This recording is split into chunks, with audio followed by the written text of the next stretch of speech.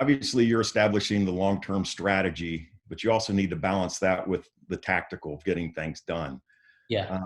How do you do that? And what is your philosophy on proof of concepts? What type of methodologies do you use? Do you use Agile? Do you play it out for us?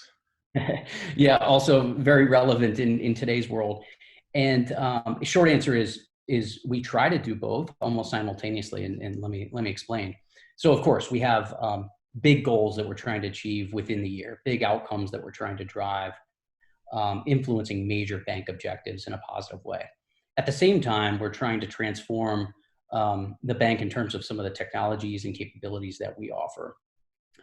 You're absolutely right. We use the Agile methodology and the Agile mindset in everything that we do. And this really allows us to do both simultaneously. So we have some large initiatives going on across the bank right now. And some of those do require capabilities that we don't have today. And so that really requires me to introduce new technologies in some cases.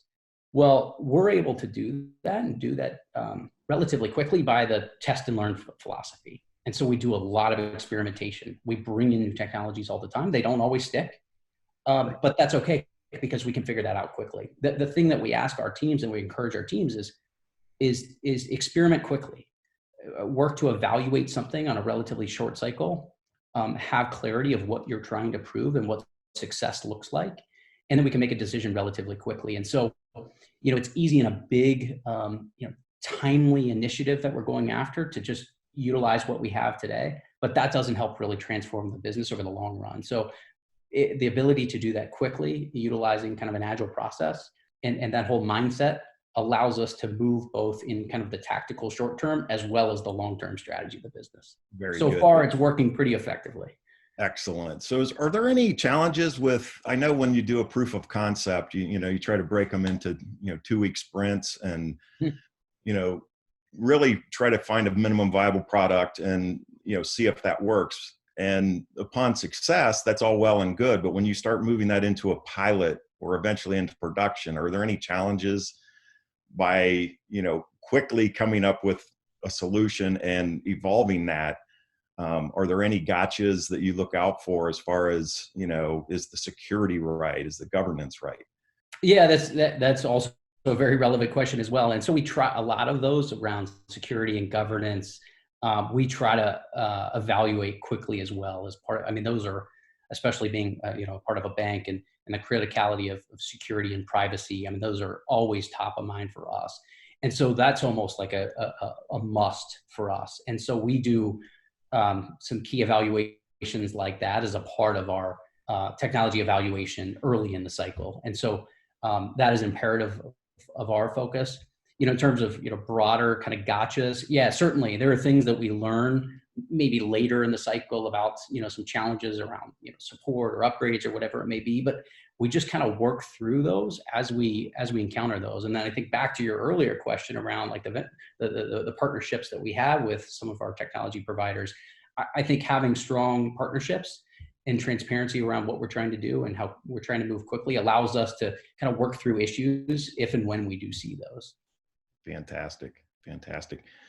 With the change of technologies and new things, and there's new cloud databases and all kinds of technologies. What are the key attributes or criteria that you look for when you're deciding whether you want to bring in a new technology that could help with innovation and better serve your customers ultimately?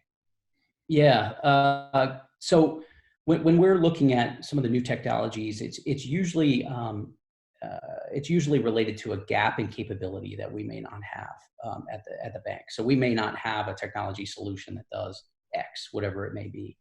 And so, we're evaluating based upon that capability gap.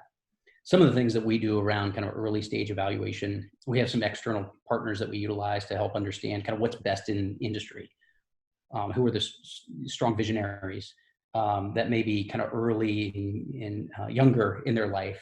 Right. And then who are those that are the typical, the ones that are strong and relentless executors, and try to balance like, what makes most sense for us and what we're trying to do.